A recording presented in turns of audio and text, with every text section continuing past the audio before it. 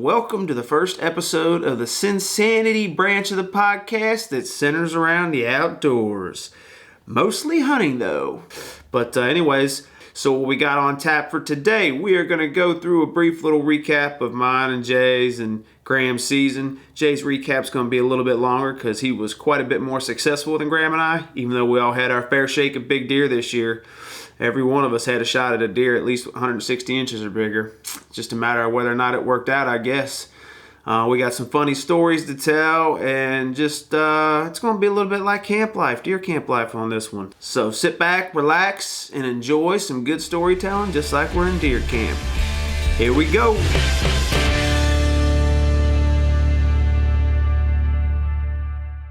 I don't know, but your stuff's grainy as crap. Actually, you're cutting out right now.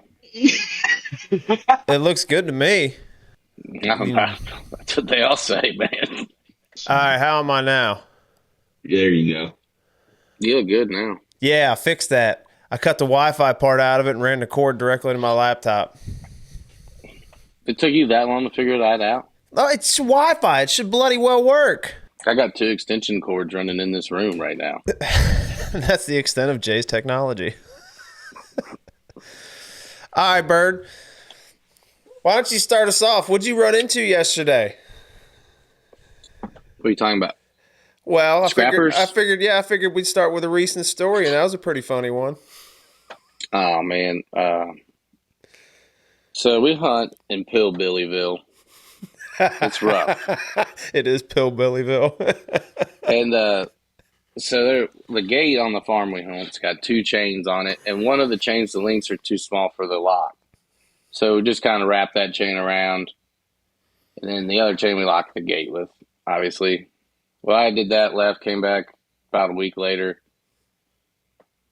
One chain's gone. I was like, that's weird. I know I put it on there. There's a cable, like just a steel cable we used to run across the trail. It's down. I was like, I didn't even go on that trail, so I know that was up.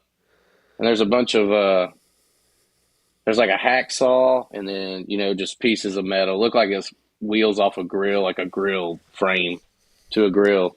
They had it all piled up, like they're going to come back and get it and scrap it.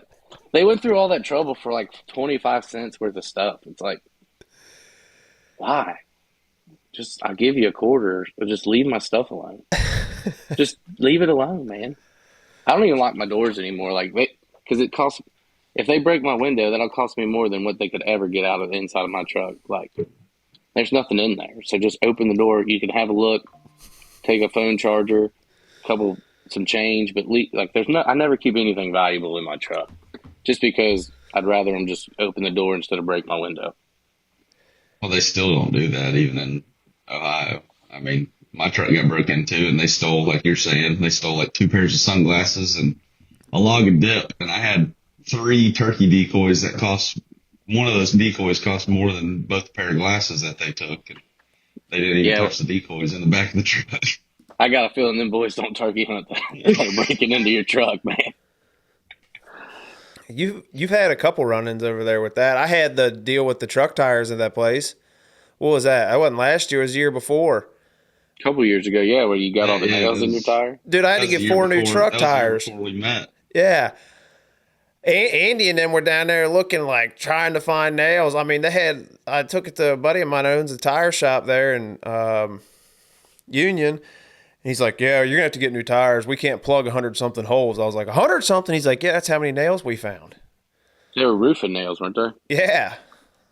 I wonder if you got behind, some dude that did a roofing job and had it in a dump trailer and, didn't have a cover on it and, they just kind of blew it. I don't know. Because I never got them and never found any. I don't know if they sabotaged you or if you're just that unlucky. I think I'm that unlucky because I've had 2 tire problems with that truck since then, too. It's a load of crap, I don't want to dude. say this, but I haven't had a flat tire on a vehicle ever. Oh, now you're done. But trailers, man. Trailers are all the time. Yeah, but I don't know you to not have a problem at some point in a given day doing anything related to hunting or fishing. Yeah. I mean, there's minor inconveniences. They're not really problems. That's debatable. Yeah, I mean, it depends on everything's. It's all about perspective. What about running out of diesel fuel in your truck? That's not my fault. That whole night was my buddy's epic. fault. You don't want to run a diesel out. You can't just dump it in there and start it again. You got to reprime the lines, and hopefully it doesn't mess up your fuel filter. So usually you can get to where you need to get, and then you always got to change the fuel filter and all that after you drain them out. It was like 20 degrees. It was freezing midnight. Yeah, I know, because I was standing there on the road because it was a 45-mile-an-hour road, and his truck ran out of diesel fuel, and he got it far enough into someone's driveway that most of the truck was in the driveway, but the tail end was still hanging out. So I had a hunter's orange vest. I put it on. I was standing in the road trying to wave cars around it so the back end of his truck didn't get hammered. I almost got hit because some chick's driving down the road just texting on her phone, not paying attention. We finally get that taken care of, meet who we're supposed to meet. And then the dude we took hunting is from Colorado, so it's a different kind of cold in Kentucky compared to Colorado. I guess so. I don't know. Didn't you have to, you picked him up. He was about shaking out of his shoes. You had to put more pants on him because he was so cold. Yeah, he was frozen, man. It was like 20 degrees, and this dude's from Colorado, so I'm like, he's got his clothes on. I'm like, yeah, you'll be fine, man. And he sat out there, and I went to get him, and he could barely move. He's like, dude, I am frozen. I was like, what? It's only 20, dude. He's like, look, it's so much colder than Colorado because of the humidity in the air. So we got so much more moisture when it's cold. It's a lot colder. I guess their 20 degrees must be like our 40 or something. But he was not ready for it. Well, I mean, it's which like is unusual. It's like when you see people snow skiing out there, though. There's some people that go and snow ski in freaking bathing suits. Yeah. It's just a whole different. Just like the heat out there is not as hot as it is here. Yeah. The humidity. So I never really thought about it like that. Of course, I've never really been to Colorado in the winter. Well, I mean, it's like us for spring training, like out in Arizona. We're there and it's 40 degrees, and when it's 40 out there, you're wearing shorts and short sleeve, maybe a pullover, and it feels good. But when it's 40 degrees and you're on our side of the map when it comes to hunting, that 40 degrees sometimes can feel like 35 or 30. Yeah. It's supposed to get cold this week up here. Oh, that's nice because we didn't have really anything good pretty much all of November. It was a load of doo-doo, man. Yeah, we're supposed to get a big storm Thursday. They're talking snow and 20, 30 mile an hour west-northwest winds and 38-degree high. That would have been nice. That was the problem with the rut this year. Like, you can still kill them when it's warm. I've done it before. You've done it before.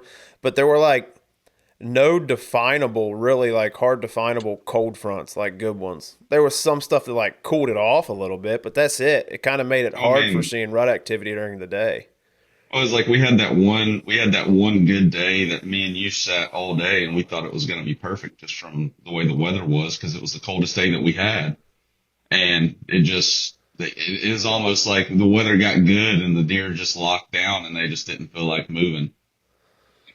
It's really weird, man. Hunting that time of year is just weird. You either feel like you're in the middle of every deer in the county or you're on another planet. It's frustrating because you'll talk to some guy on the next farm and he's seeing deer and you're like, man, I saw one deer all day. And it's just about getting around the right doe, man. When you're around the right doe, you'll know you are because you'll see the same bucks doing circles over and over and there'll be a lot of activity. But the rut's a hard time. It's hard and easy, right? There's no rhyme or reason to a lot of it. It's hard. It's hard to hunt the rut. It's hard to kill the deer you're after during the rut. Well, when it's warm, plus you got that full moon like we had, it doesn't affect the rut activity. It affects what you see in daylight. Yeah, they still rut, but they're not as apt to be moving around during daylight hours. Nah, dude, especially when you got clear nights and it's full moon. That don't help you worth the crap at all. Well, you can see. My dad had a doe come in front of him. It would have been November 10th, and he said he saw a 10-inch line of drool coming out of its mouth. I was like, oh, it might be the mom of those two fawns that are up there. He goes, well, she's not much bigger than the two fawns. To think that's the first of many years she's going to get violated like this. It's Mother Nature, man. Could you imagine first time, if you're a doe, the first time you come into heat and you got all those deer running you down. Yeah, you don't know what's going on. I'll tell you this. I pulled that memory card. I pulled the camera that was taking videos over there in Ohio. And there's a fawn, a doe with a fawn with spots on it. Little baby fawn, October 28th, she's had spots. Daggone.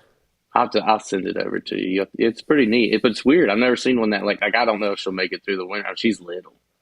I don't even know if she's still alive right now. It's the only time I ever got a picture of her. But, it's crazy you said that, because my stepbrother, he hunts in North Carolina, and he had the same thing. The sit before he shot his 143 or 144 6-point, I'll send you a picture of it. The thing had Coke cans for bases on it. That's awesome. And he saw a doe that had a fawn with spots on it, the same thing. And he's saying the same as you are. He's like, I don't understand how, like, every other deer's getting born around summertime, and then this deer's, like, it got bred that late, and that it's having the baby that late into the year. Yeah, it had to be bred in February or you know what I mean? I don't know exact, like, let's just think about the gestation of a fawn. Like, typically they get bred in right now, so they have them in, April. So what's that, like, December, January, February, March? Just say it's like 5 months, something like that, around 5 months. So for this doe to have fawns with spots, so we see them. So it had to be born in probably July or August? June. Yeah, June, probably. June, which is really weird. It could have been a fawn, a fawn that got bred and then got bred late, came in the cycle late. Yeah. But it's still odd. I've never seen, it's the first time I've ever seen one that late. Yeah, well, I'll tell you what. You were seeing more in Ohio, which has a lower deer density, than we were seeing where we were hunting, I can tell you that. Yeah. Typically, Ohio does not have, the area we're in does not have as many deer as it does where we hunt up here. But for some reason, this year there was quite a few deer in there. I must have had the does there must have been closer, and there had to be one that was in just to draw that many deer around there. Yeah. I think maybe we've underestimated the amount of deer that are there. I don't know. Dude, it's so thick. How are we supposed to know? Yeah, I could have been seeing the same. If it's not a buck, I have no clue, because it's so thick they could go around the topography, the way the ridges turn and wind. They just go over this ridge and come up behind me. It's really not that far, but you just think it's far. It could have been the same deer over and over. Yeah. Well, I guess we kind of jumped right into this without explaining to people how the heck we know each other. I've known you, Bird, for how long? Well, on 12 years now. Probably, at least. Yeah. 10 or 12. We're all three a bunch of, for lack of a better term, idiots that are obsessed with hunting and deer hunting, mostly deer hunting. And then Graham plays in the dirt for a living. Jay's a firefighter, and I'm a producer, making TV shows for other people's entertainment. I met you through Badar. I give him credit, though. He don't quit when it comes to the filming his hunt things. He didn't give up. Never. No, he's very determined. That's a little bit different than you and I. Yeah, I know. Yeah, so how was that footage from the deer you killed in Ohio? It's good, dude. It's on my iPhone. I totally forgot to turn that thing on. I had it on, too. I thought it was my headlamp. I'm not used to that yet. You don't even have any social media accounts. No, I don't. I don't have anything. I have a Facebook, but you can't find me or be my friend. It's just for fishing tournaments and buying stuff. It's pretty much just for spying on people. I can't even find people. Like, I'm so locked up. Like, I can't even find my friends that live. Like, I'll look, see if they posted like a deer picture. I can't even find them. No, I need to get one again. Well, yeah, especially after that video you got of that buck went viral on Conquest TikTok page. Yeah, I never. Yeah, is it viral still, or was it viral? It had to be viral. You said it was viral. It had like 300,000 views in the first week. Yeah, I don't have TikTok, man. I don't have a TikToker. My wife does. She showed it to me. It looked cool. Graham and I don't have a choice. Especially Graham. I do it to keep up with people. Graham has to do it because he's got to build his brand. It's good for the brand, cuzzo. I might get an Instagram again. I used to have one. I'll tell you what, I'll do the same thing I did for Graham. Start me one? No, I'll give you the login to the account for this brand, Sinsanity Outdoors, and it'll just log into all my stuff because I gave Graham the login. He's like, "You logged me into all your accounts." I said, "Oh, great! I've been waiting for a social media manager to help me with all this." You don't want me doing that. And that's the thing. Instagram, I mean, social media stuff, it never gets any better. I feel like you always have that feeling, but it's just one of those things, like, especially like in my line of work and Clayton's line of work, it's like you got to have it just to, like he's saying, to get your brand out there, get your name out there, and for people to see you. And who knows? Hopefully, with this thing going on, hopefully it allows it to take off. In my line of work, all social media will get you in trouble. Well, see, that's funny. So Graham's playing in the dirt for a living, and then I think you just figured out you want to be a firefighter because it works best for your deer hunting schedule. Yeah, it's a pretty awesome schedule. It's not bad a job. It's a good job. I recommend it. Yeah, if you I can't throw 97 mile an hour, man. Or what is it? 102 was your fastest one? 102. Well, yeah. See, I ain't got that. I ain't got 62 in me. But I can hit 102. Oh, baloney. Yeah, I'm ready. I'm tired of people saying that's the hardest thing to do in sports. Hey, you can just come play catch with me next year during deer camp. Will you bring pads and stuff? I don't know how good Clayton played catch with me this year. Yeah. I don't know if I want to do that. Will you make it not move so much? Well, that's what he goes. He goes, "You want to see the two-seamer?" I'm like, no, not really. I mean, I'm confident in my ability to catch it, but I'm fixing to go hunt right after this. And in case I miss one, I would like to have both my eyes operating because I'm trying to shoot a big deer. So I don't need to get hit in the face. I'll see it all you want. Throw it that way, man. Yeah, I don't want nothing to do with that. Let's do this. Let's do a season recap for the three of us thus far. Bird, I'll let you go ahead and have the floor since you and I both started off with a tragic opening day of bow season. Started off. Yeah. So Kentucky opens early. Had this 170-inch deer 10-pointer on camera all summer, man. I've been watching them since like June. Know exactly. When you hunt a farm long enough, they kind of start doing the same thing. You start figuring these deer out. They kind of all do the same thing over and over again. So I kind of know what he's going to do. This, soybeans, summer feed pattern. I got my stand hung, a month and a half early. Which is unusual. I'm prepared. I'm usually not prepared. I even took that. I took my pole saw and I cut I was by myself doing it. So I cut the limbs, I thought, didn't get all the way in the stand, just climbed up there, looked around, was like, yeah, it's good. So opening night comes, everybody's ready. Like, it's going, it's happening. This is the day to kill them. Well, it was cold. That was actually the best cold front we had all year because it was like 70 degrees is the high. I think it was 69 in September, first week in September, which is 20 degrees below average probably. And so, it's exciting. Get in there. As soon as I sit in this tree, I think I might have even sent Clayton a picture. I was like, this limb right here is going to, mess me up. Like, it's going to be the one. And whatever. I was like, what are the chances of that? So, hunt's going on. It's getting about that time, like where he usually comes in. So I'm so ready. I'm just going to go ahead and get my bow. Like, he's coming. That's how confident I am. I got my bow. I'm just going to shoot him sitting down. I got my feet turned the right way, and I see some deer, they're hanging out and they start, they're looking behind me and the younger bucks are kind of, cowering a little bit. I was like, that's got to be him coming down here. And sure enough, he comes. I draw back and I'm like, man, there's no way I'm going to hit this limb. Like, it's a little limb. And you're like, I'm just trying to hit a pie plate and this limb's like just a twig. And he's 22 yards and boom, I don't even see the arrow. Like, I have no idea where it went. Like, the deer runs off. I know I missed him. I was like, that was so weird. And so he's still in range. Like, he's looking around. He doesn't know what happens.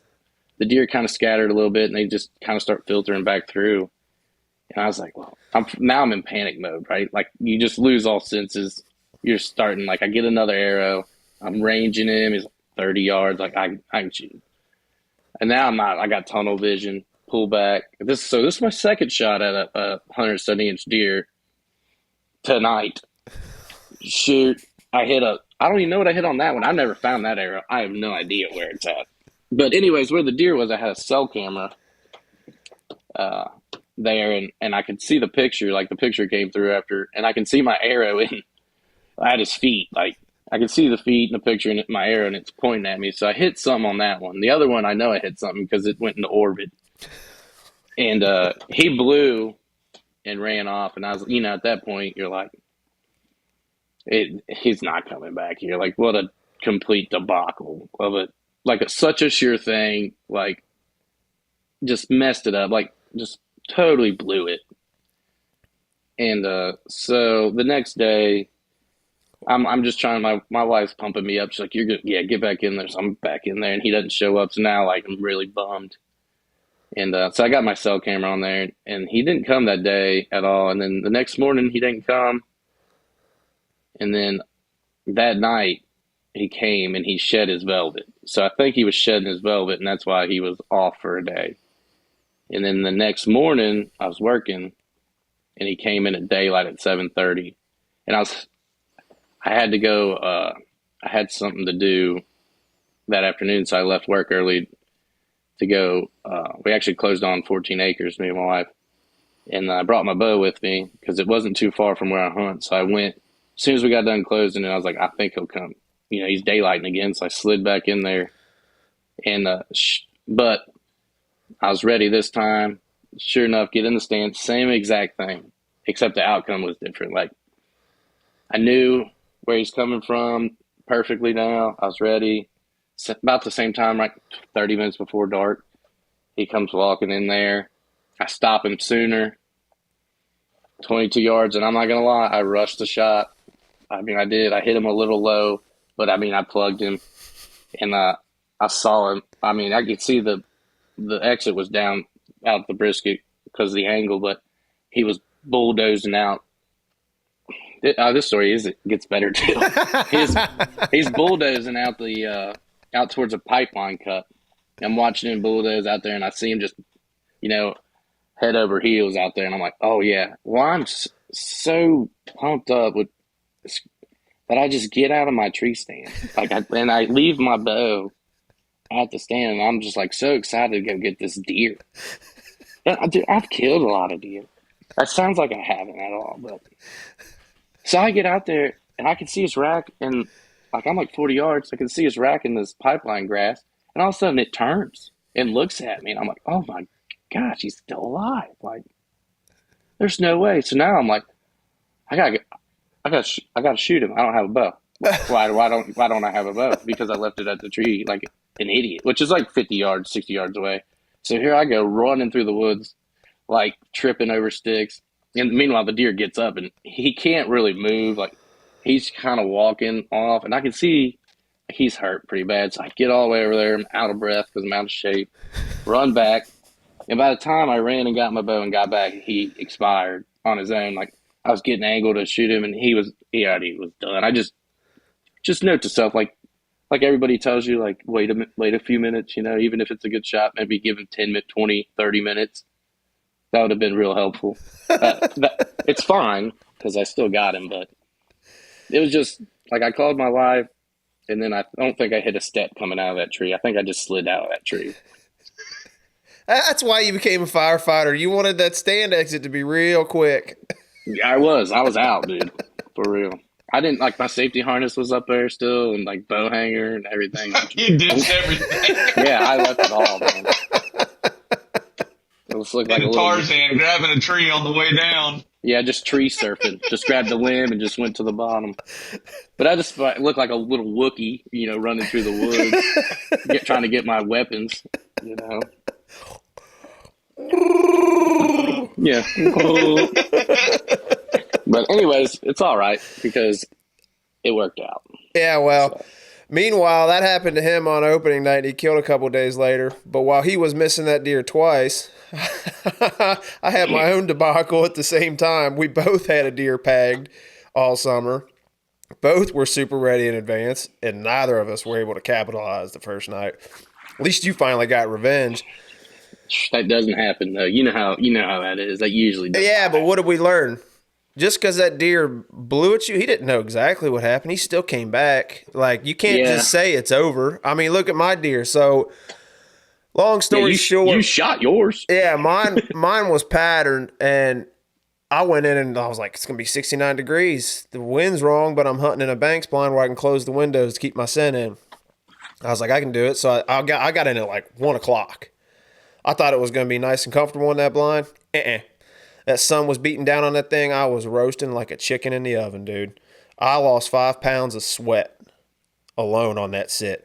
He came in like an hour and a half before last shot. I saw his antlers coming through the timber. I was like, uh-oh, that's him. Everything was going good, and I knew as soon as I opened that window, I was like, the wind was dead calm at that point. I was like, it's going to swirl, and he's going to get a pull of it at some point. So I knew I was on a timer. He just didn't turn broadside quick enough. Started stomping, jumped and moved about 10 feet or 10 yards. I got him stopped, and I shot. Shot placement was perfect, but he was on such high alert already that when he ducked from the sound of the shot, his brisket about hit the ground. I hit him in the top of the back. I mean, you can still see the pictures of him now. He's got that mark in the back because you came and helped me track him that night, Jay. And I was like, I think you made the comment. You're like, look at us. We could have about over 350 inches of bone on the ground right now. Here we are empty-handed. I said, yeah, this is a typical story for you and I. Just middle of the night in the woods, staring at the ground. Picking up ticks. Yeah, we found a shed, though. Yep. And dragging your son through it with us. Yeah, he likes that stuff. It's good for him. Yeah, it builds character. Yeah. Tells him what not to do. And then I've been pretty much going after that deer ever since, but I've come to You've passed some good deer because of that deer. You've got a little vengeance, a little grudge on you. Yeah, that's not the first time this has happened to me where I get you get locked on one deer and I'm like, that's it. I'm not shooting another one.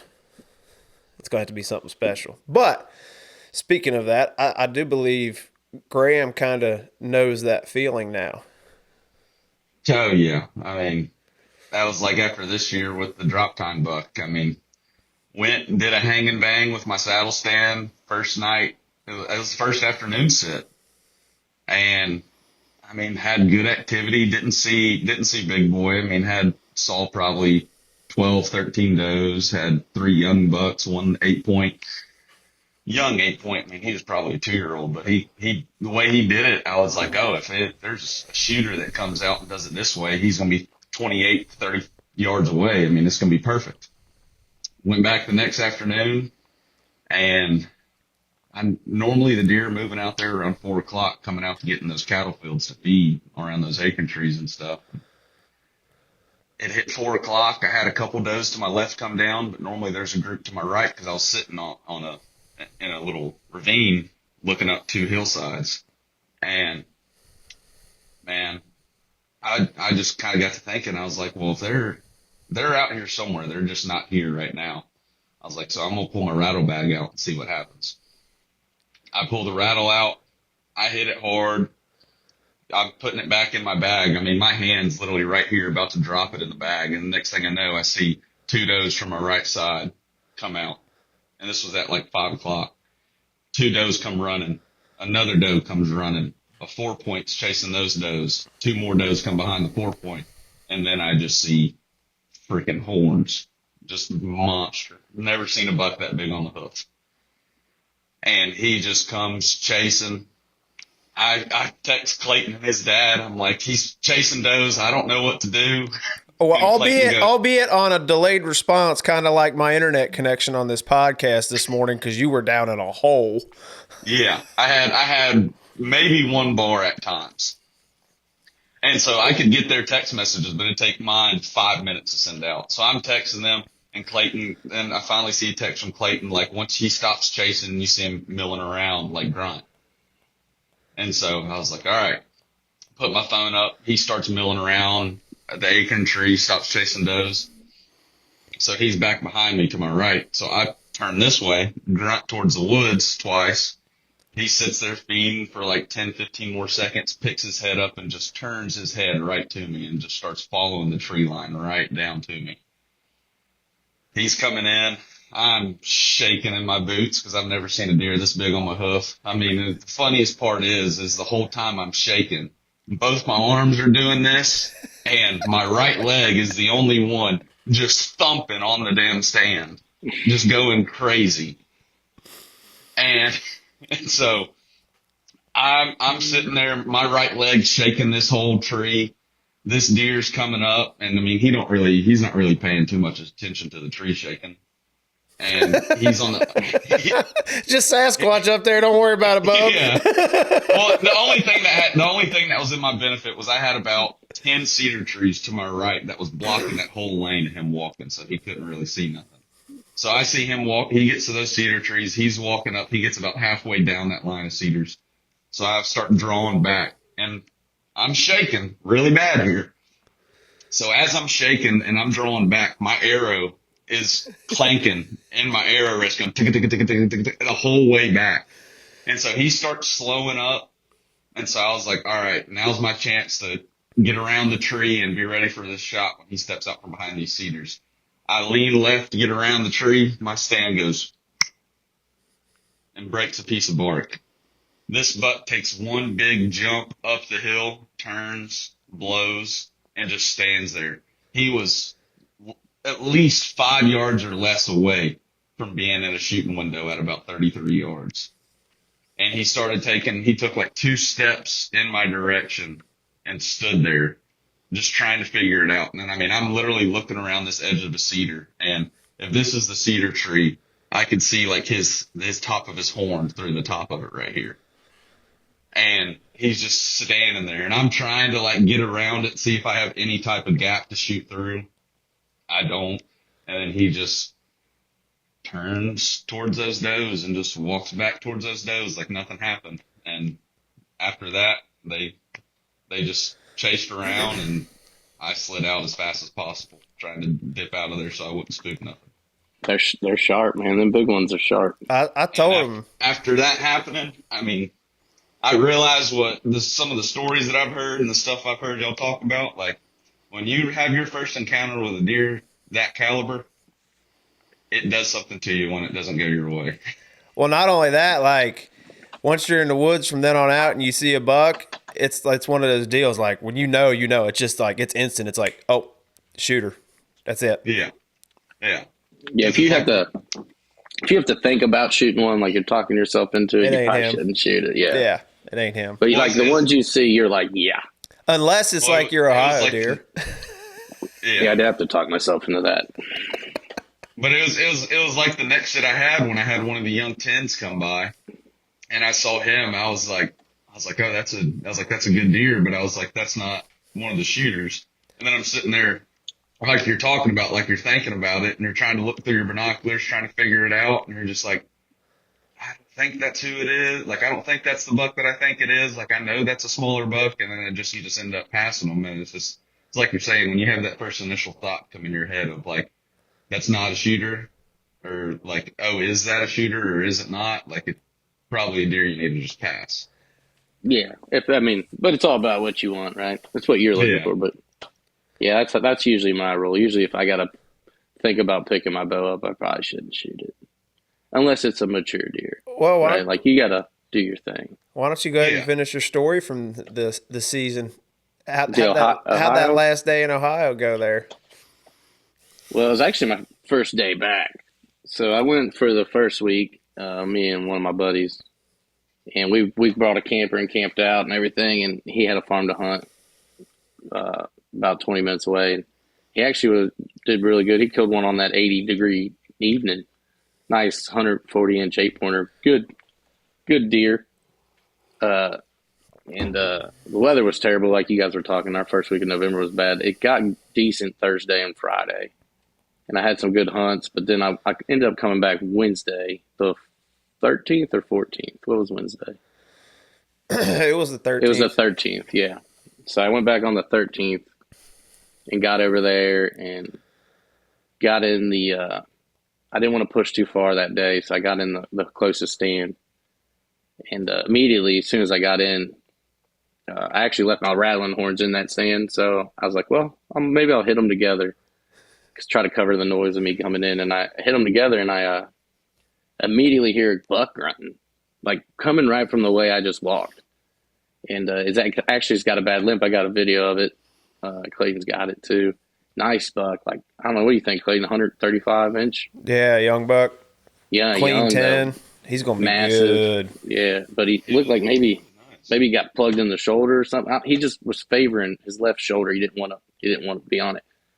And I was like, man, he doesn't look that bad. Like, he came in after I rattled, so he wants to fight.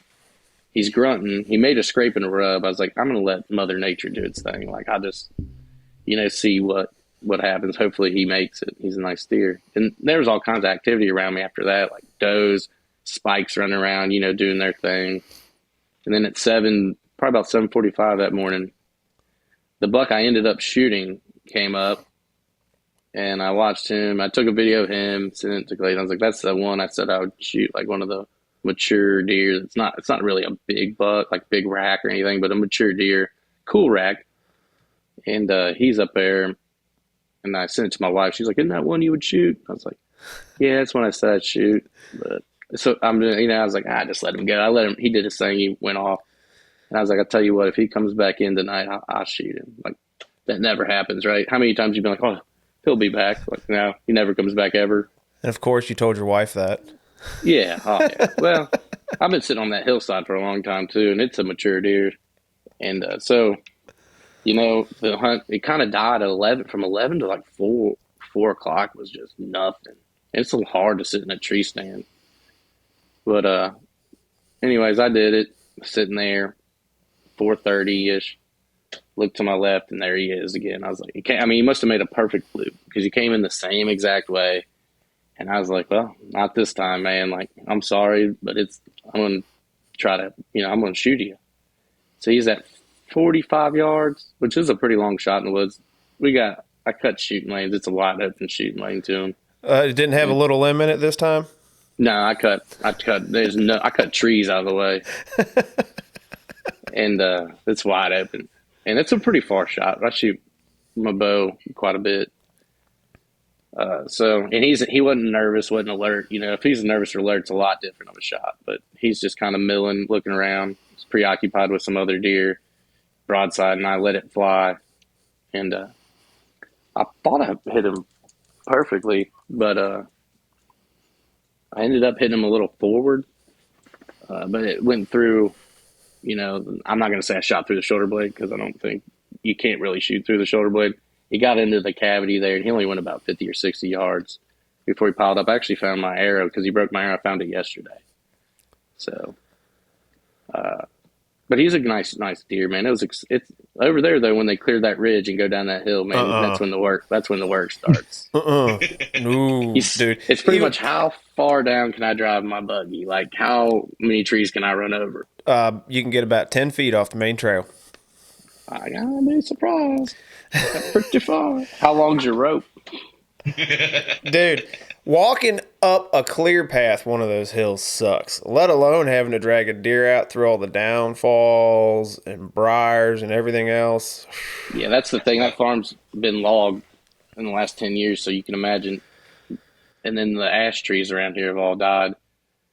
There's just a lot of down trees in this area, and it makes it kind of rough to get a deer out.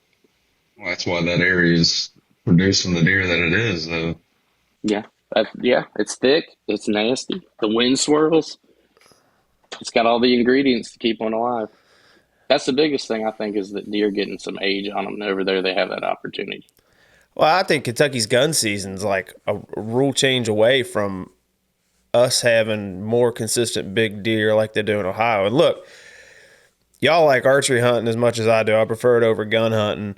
So I think everyone should have the right to gun hunt, but I do wish it would change and Kentucky would move their gun season so that it wasn't during peak breeding, because that's just a recipe for disaster. I was thinking about it the other day. You're driving up and down the roads, and peak breeding, that's when you see most of the deer dead on the side of the road. Imagine what it does when gun season's open during that time. These deer are going nuts. They're getting chased, run down. Everything's getting shot up. Yeah, and we can use high-powered rifles too, so you can touch one across the field. You know what I mean? 300 yards, you can get one. And I'm not trying to be like cancel gun hunting. I think it's fine. Just I wish it wasn't during peak breeding in Kentucky. Yeah, Well, I think. Go ahead, Graham. I'm sorry. Well, and I was going to say I've talked with some people about this, and I'd be curious to see like what if they went into it to where they had like a gun season like earlier in the year. Like what if they had one for like a week or like 2 weekends, so it would be like 10 days, and they'd have it to where it can go out, so that way people earlier in the season before it even gets close to the rut can go out and harvest their does, to where it's just antlerless deer gun season for 10 days, so people can go out and get their meat harvest. And then it's not the quote unquote, like when gun season comes out, well, I'm trying to get my meat, because then they can go out earlier in the year, get some meat in the freezer. And then that way, when gun season does hit, whether it's when it is, or if they change it and it's a little bit later in the season, to where that way it's like, okay, well now I can go after a good buck because I already put meat in the freezer, and not shoot the first deer that steps out because it's a 4-point or 6-point that's walking out that's 2.5, 3 years old. I ain't gonna lie to you. The people that shoot a 4-point or a 6-point, I think they're lying to you if they're telling you that they're just meat hunting. They just don't want to say, I was excited about that and I was happy with that deer. I'm a big proponent of, if you're happy with that deer, go ahead, kill it, man. But own it. Don't hide it and be like, well, you can't eat the horns. Yeah. Like, if you're happy with it, correct, I'm though. happy for you, man. But don't, try to hide it and say, oh, I needed the meat. Unless you, wait until the last day of season, you really did need the meat. I get that. But I think most of the time, it's a cover-up saying you can't eat the horns, or I needed the meat. It's like, dude, I know you saw how many days you hunted. I know you've seen at least a doe you could have shot with a high-powered rifle. Yeah, they taste better too. You're allowed to kill as many as you want in Zone 1 with enough tags. I believe you have enough tags. So that stand you killed that buck out of, how many does did you shoot out of it that night? Oh, the one night when I went back after I shot the Kentucky deer, Yeah. I went back probably a week and a half later. I killed 3 does out of it. Didn't you kill one when you were getting down out of the stand? Well, I shot 2 from the stand, and it was still light, and I was like, well, I'm just going to get this done with the light, And then I saw some more coming down the hill, and I was like, well, I'm just going to sit right by this tree, and I shot another one at the base of the tree. I had my bow this time, though. But it's pretty cool shooting one on the ground. Like, not in a blind, just, on the ground, old school style. Yeah, still hunting. Well, I wouldn't really still hunt, but, yeah, you know what I mean? It's just, you got to be a lot, they're looking for you down there. There's places in Kansas, you can't even, there aren't trees you can get a stand in, so it's almost like turkey hunting them. You just kind of brush yourself into a cedar. Yeah, get back in the middle of a cedar bush. Yeah. I'd say one big takeaway from everything we've talked about, though, and you'll attest to this, Jay, is, look, I shot my deer and I hit him, which is why he didn't show back up for a month, but he did show back up. So, unless it's the last day of season, I know it's hard to not get down on it, but you just got to keep back after them. Those deer will come back, and deer blowing. Yeah. Your buck blew at you. Graham, you had your deer, he didn't blow, but he jumped. He knew something was wrong, but he didn't run off. I've had deer blow at me, and I see does blowing all the time. If you're sitting there and it's getting to be the last hour and a doe starts blowing, don't get depressed about it, man. Those deer blow at freaking everything. Yeah, especially during the rut. They blow at everything. I think half the time the bucks are just whatever. Oh, hell, it might as well be a locator call to tell a buck, hey, all the does are having a party over here. Well, it's like I told you when I was after that drop time buck. Both times I sit there, I had 2 or 3 does, whether they were in the woods, not even near me, or they were on another ridge. I heard them blowing. They were blowing at nothing. They were just blowing to blow because either one of the other does pissed them off or they just didn't like something, but they would blow and then they would just keep going about their business. It's not like they blow and take off running and go and county over. Yeah, I think a lot of times when they're blowing, they actually really don't know what's going on. If they don't, even if they see you, they can't. I think the biggest thing, as long as they do not smell you, they really don't know, right? Unless they get your wind, they don't they might see you move in the tree, but they're not like that's a hunter. You know what I mean? I don't think they think like that. They just, something scared them. Something happened, weirded them out. They don't know what it is. They blow. You got the wind still and everything. I don't think it bothers them that much. I mean, they might remember like, hey, something freaked me out here. I might avoid that area maybe. But as far as like blowing at you, it don't kill the hunt. Unless you get caught moving, it's looking right at you and blowing at you. Obviously, it's not going to come back like it knows. But like Clayton's saying, man, they big deer, some of them are really hard to run off. Like they're in that spot for a reason.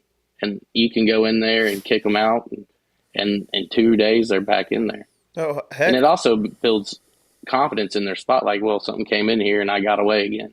I think if they blow at you, like you said, they don't know. I think if they cut your track on your trail where you walked in, you ain't ever going to know. You'll never see them. They're going to slide right off, and you're not going to. I mean, think about it. If you got someone coming at you with a gun, you're going to start yelling, hey, hey, hey, or you're going to hope they didn't see you, and you're going to be like, I need to slide behind this house and get away. Yeah, you're just going to turn around and go back the way you came because that's what you know it's safe. You've already walked through there. Yeah. Yeah. Well, and as far as pushing deer out, I mean, look at that deer that I shot in September. You know how many times I've used a UTV for access in and out to hunt that deer? It's almost the best way to get in and out. Because if you can train them to like know, like they see a UTV, they'll like hop 50 yards and just watch you go by as long as they think they're not being seen. And they're like, oh, okay. It's almost like, oh, everything's normal. So like you can get dropped off by one and like not get gasoline and diesel fuel fumes all over you. That's perfect, dude. It's almost perfect. Like it's unbeatable access into your stand. Well, it's like when I dropped you off this year and I was going to the opposite side of the farm, or the complete other side of the farm, so I had to drive through your spot. Yeah. And that one doe stood 35 yards away and just watched you change and watched me drive off and everything. And she felt like she was safe in the dark because she thought we couldn't see her. Yep. Yeah. That's the way where I'm getting with it. Like, you know, our dad's told us got to be super sneaky and quiet. And then now you're starting to figure out like, well, if this is a farm and people are using farm equipment a lot, and you can just they're almost training the deer to get used to the machine, as in it's nothing. Well, versus if you went and walked through a bedding area, you're going to blow every deer out of there. But if you just drove that four-wheel through there, half of them ain't even going to stand up. They're just going to watch and listen, and they can hear that thing come and they can hear it leave, and that's danger gone, right? If it is danger, if they even associate it with danger, it could be food. You could be, you know what I mean? Food's here. Well, in Kentucky, if you can bait and you're putting corn out, that's a dinner bell, baby. It's the only way to. If you're baiting, that's the only way to do it. To get it's like on camera when nobody was up there at one of the stands that we got, and Pops went up there to put some corn out, and 45 minutes later there was 7 does at it. Yeah, right, they heard that. They heard them yellow acorns hitting the ground, man. Yeah. All right, here's one for you. That big deer, before season opened up, I had my dad's cousin drive up there and drop corn off. Yeah, that's right. I use corn. You'll get over it. But I hate hunting over corn, but that deer was extremely susceptible to it, so I wasn't going to say no. But he drives up there and he's like, hey, Will, he calls me. He's like, hey, Will's coming off the gator. I was like, what do you mean? He's like, you got flat? He's like, no, it's coming off. Like, it was popping off the ball joint, and I got a picture that night of that deer. He had to leave the gator up there. It's right next to the camera and the corn. He had to leave that gator up there. I got a picture of that deer and the gator in the same frame, and that big deer, that big buck's just eating out of the corn. He picks his head up, looks at the gator, and goes back to eating. Just didn't freaking care.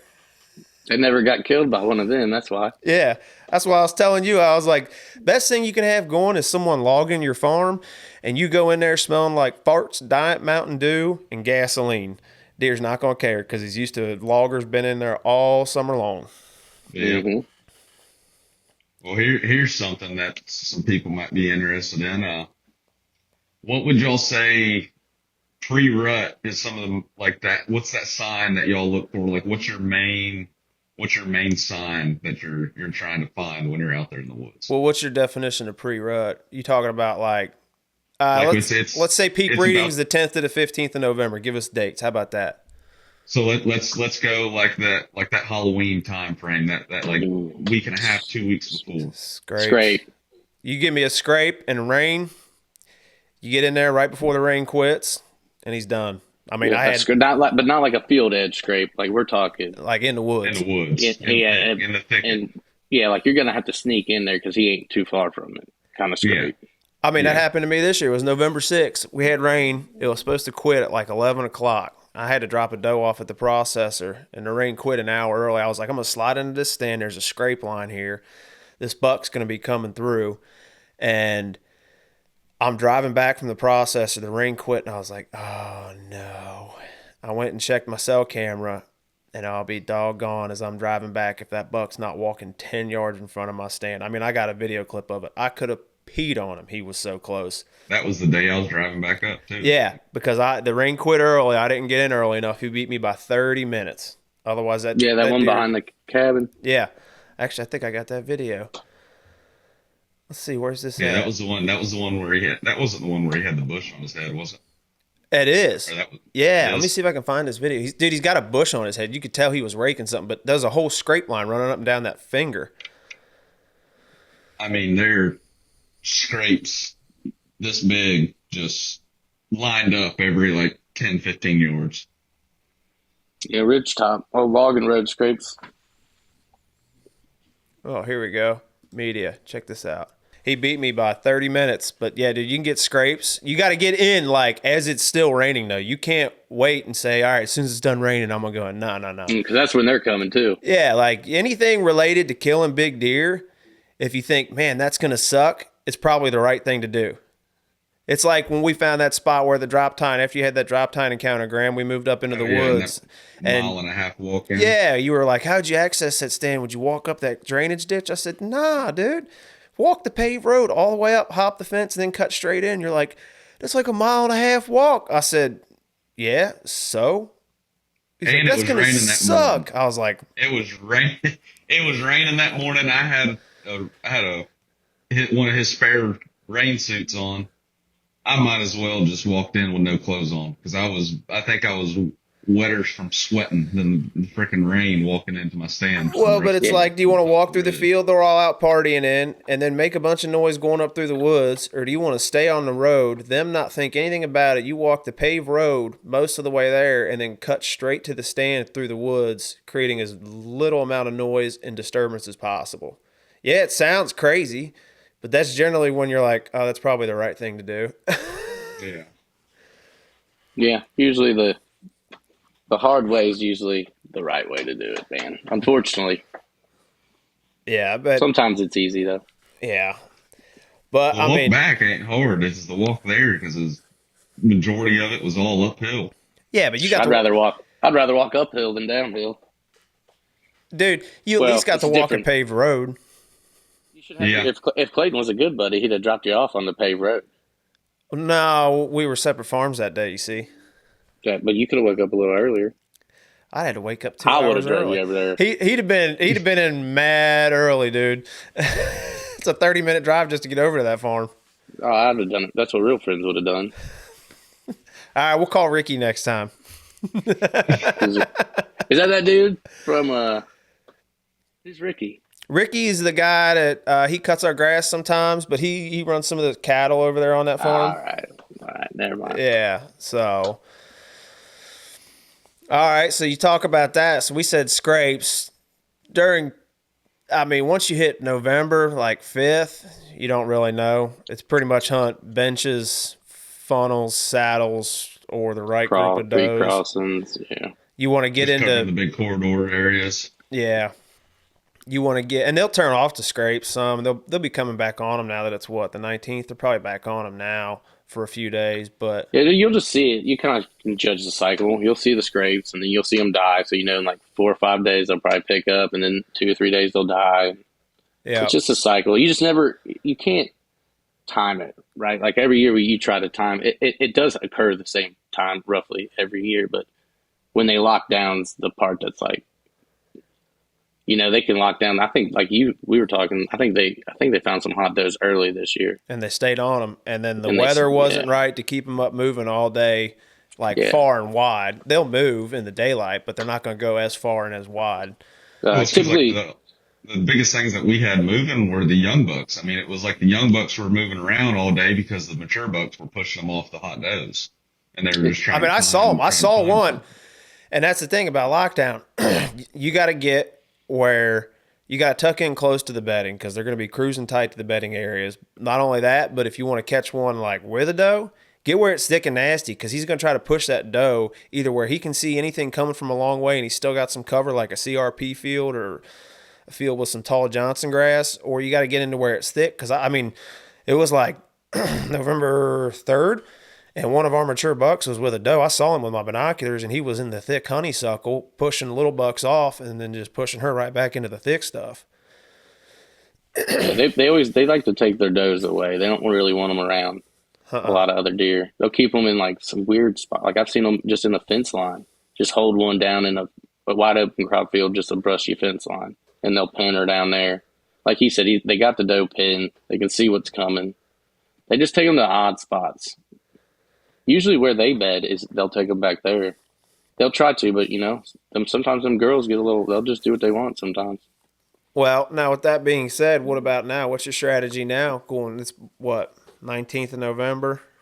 It should start getting really good in the next 3 or 4 days when they start it. So it should be on the downhill side.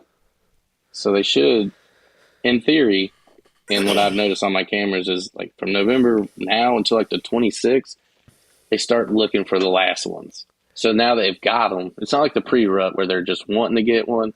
Now they've got a taste of it, right? And they know there's still some left, but now you got to get the last one. Like it's the last, it's like the last beer in the cooler, man. And like everyone we're standing there like who's going to get the last one, right? So that's what they're chasing that. They're looking for that last one, and they'll go. This is when you start really getting bucks you've never seen on your cameras. Like they're just starting to wander. Well, that's what I almost like it better. I like November 16th through that next week thereafter. I almost like it better than before, like November 1st to the 10th. You can kill them the 1st to the 10th, but they're not like the 1st to the 10th. It can be up and down. After the 16th, it doesn't matter how warm it is. They're going to be stupid because, like you said, they had a taste of the poison. I mean, that deer behind me right there with that flyer, that was a 4-year chess match. But every year, I'd be driving back on the 16th or 17th because I had to. And that deer for 5 days straight would show up, ripping scrapes, chasing does, daylighting on just about every freaking camera I had on this ridge and around it. And I mean, when I killed him was the 10th, but like that was the time to kill that deer was like November 16th to the 20th every year. Yeah, but when you shot him, he was with the doe, wasn't he? He came falling 30 minutes later. So he's cold trailing one. Yeah. But they get stupid now. So this time of the year is when you can like catch them when you like hit a bleat and have them just come barreling through the woods looking for that doe. Yeah, this is especially in like it's harder in Kentucky because we've had gun season for 2 weeks, so they've been getting harassed. And even in states that haven't had gun season, they're getting hunted right now. Obviously, it's they've been getting harassed, but not nearly to the extent they are here. But you get over there in those other states, and like they're still pretty susceptible, and they're not as had as much pressure put on them per se as these deer. Everybody's gun hunting right now in Kentucky. You can go drive down the interstate and find 7 hunters in an hour drive. Like you can just see them. But like this is when you get one of them ones on your camera. You're like, it's just a monster. You're like, I've never seen that deer, and he could be from 2 miles away.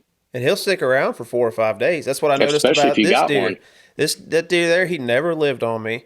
He'd show up late October, and he'd be there through like November 24th, 25th. But that little window after that peak breeding, so starting somewhere around the 16th, for like 5 to 7 days, he'd hit the same scrapes every year, be checking the same bedding areas, daylighting within generally the same time at different spots on the same ridge. He had his own like, everyone says the rut's unpredictable. It is, but certain deer like that one, they have their own little rut pattern is what I found with that deer. Like, it was like clockwork. I mean, I could just about tell you. That's why I told you this year, Graham. I said, wait till the 16th or 17th. All these bucks have been gone on camera, even at night, since November 5th. I said, wait till the 16th or 17th. These mature bucks will start showing back up. And like clockwork, they started showing back up. Yep. And then it gets real good in January because they get hungry. Again, you get back on that food. Well, I think that's another part of it too. With the 16th to the 17th, is they burn like with the 16th or 17th starting then, they burn through so many calories at that point. They got to stop to eat more. So that's the other part. It's like the 9 that we have on camera, that old 9. I mean, he showed back up on camera, and look how much freaking weight that deer's lost. I mean, just from the beginning of the rut to now, it looks like he's lost 30, 40 pounds. Oh yeah.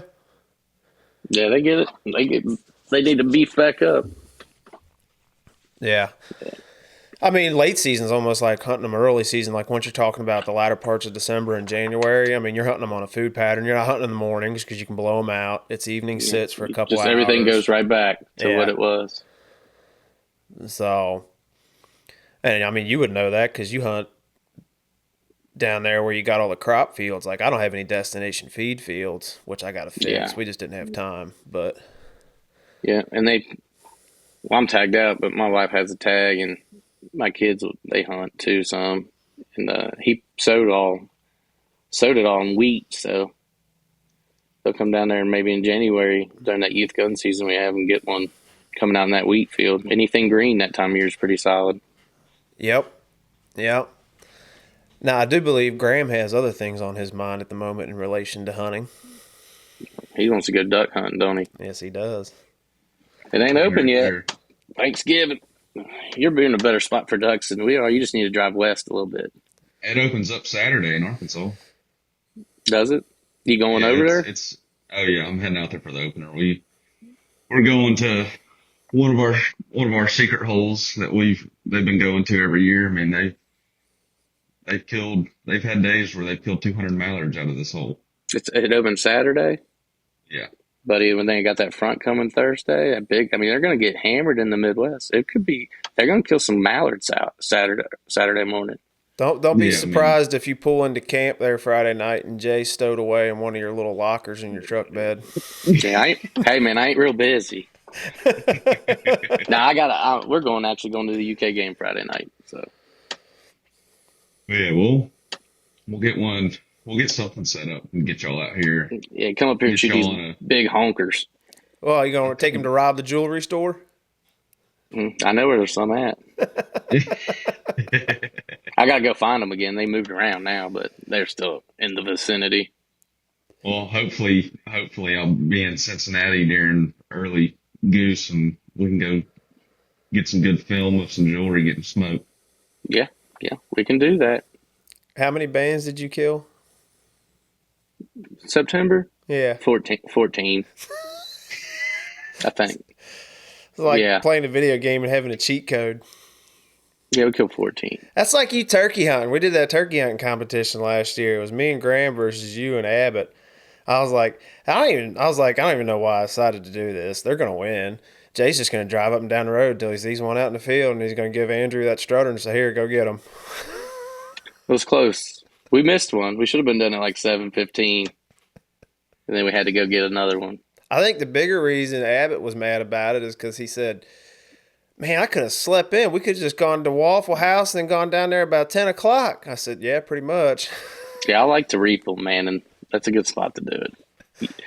The one in the morning was good. I mean, I think he just got jacked up, man. He's left-handed. It messes me up. So I was probably on the wrong side of it. I should have been on the other side of him. Just not used to a lefty. I think he was excited. He had that. My dad's left-handed shotgun. I think he closed his eyes and pulled the trigger. I was like, man, it's a good thing you're left-handed and throw 95 mile an hour, dude, because you cannot shoot worth a crap. I was like, I can't get him any closer than that, man. But he got the other one. We were in a better spot. He was positioned a little better, and it came in slower. You know what I mean? Gave him some more time, but he smoked that second one. Yeah, but they get close enough at a certain point, you might as well be trying to shoot him with a rifle. But I shoot him. I use a duck choke, so I don't know. My duck choke never comes out of my gun. I shoot my turkeys with it. It's the same. I don't even know what kind it is. It's probably rusted in there. Oh, it doesn't surprise me out of you. Yeah, we're pretty fortunate. Graham's a part of it now, but we're pretty fortunate with the farms we get to hunt for both deer and turkey.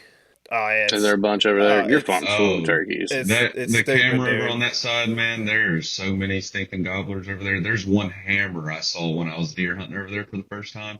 He probably had a 11, 12-inch beard, looked as thick as a paintbrush. I mean, Big old gobblers. he was a hammer. All right, boys. Well, he's got to cut firewood. Graham, I'm sure you got PT or something. And No, not today. I got honeydew chores. oh, that's even more important. And I got to fly to Charleston. So, well, fellas, Graham, good luck this weekend. Jay, have fun at the UK game. Thank you. We will do this again soon.